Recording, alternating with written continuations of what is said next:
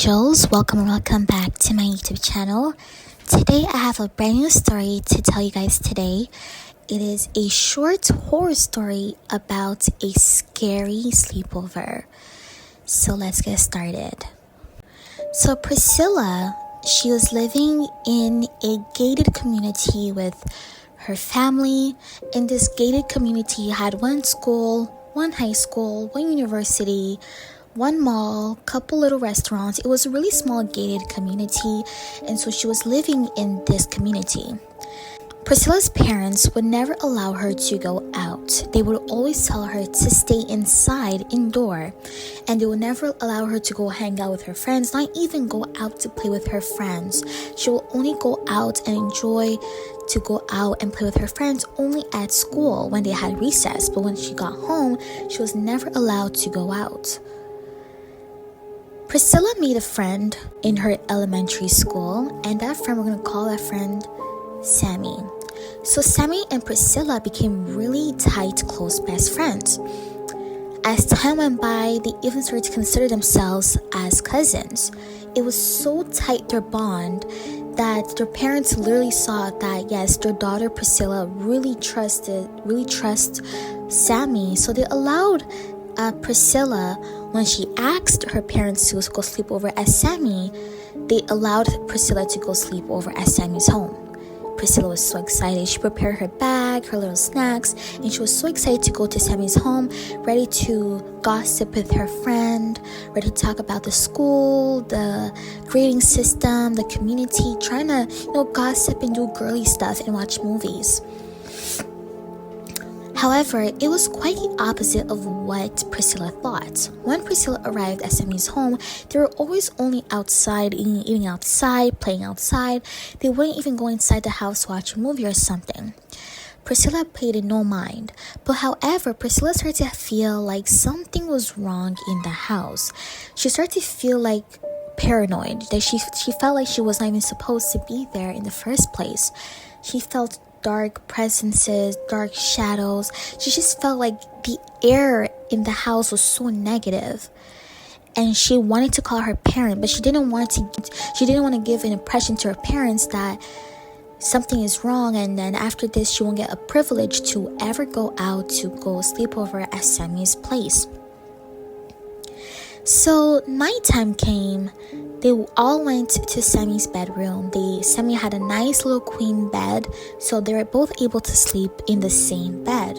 So Sammy slept in the front, and Priscilla slept in the back because Sammy's bed was near the wall, was connected to the wall. So as Priscilla started to lay down, she started to hear whispers, very, very loud whispers around her.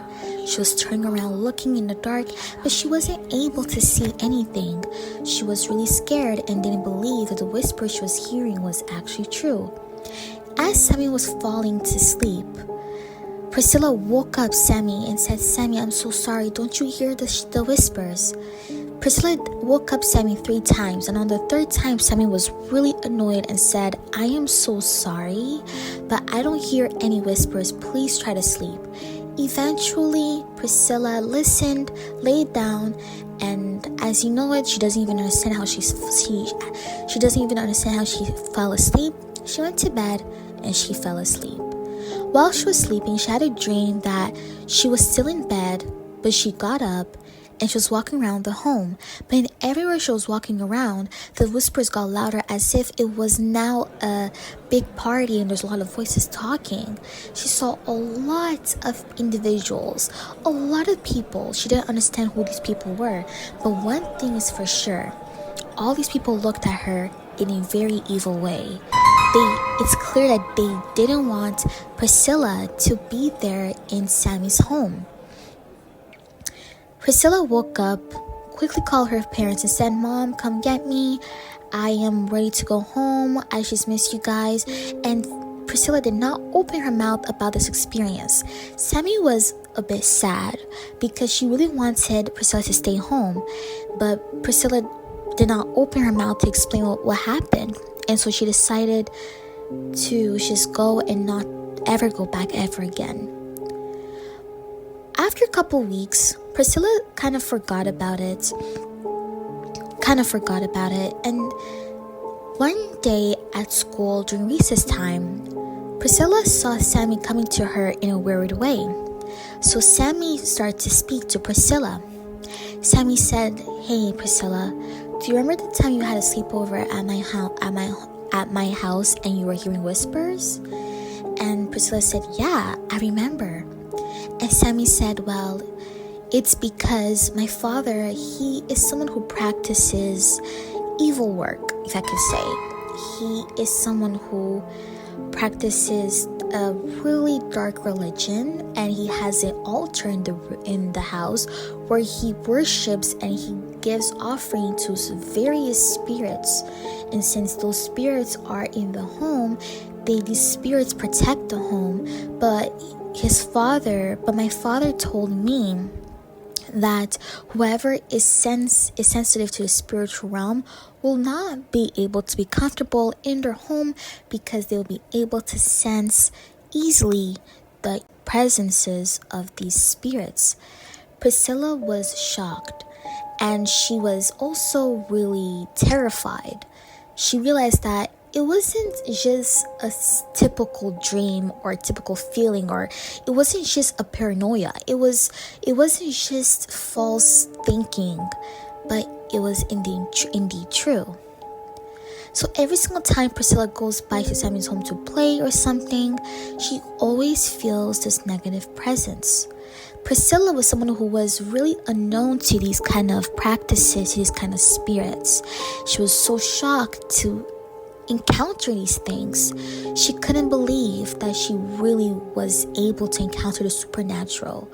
Till this day, Priscilla is avoiding little by little Sammy's home. And Priscilla says that now today she is 18 and she's someone who is highly sensitive to the spiritual realm now, and she's taking her time to really discover her gift and trying to see how she can work it out. So that's the story, my angels. What do you think?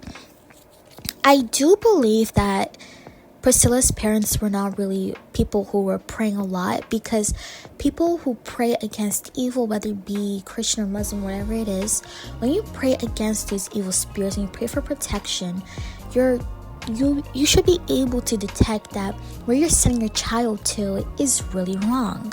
So I feel like every parent listening to this story, please make sure you pray protection prayers over your child.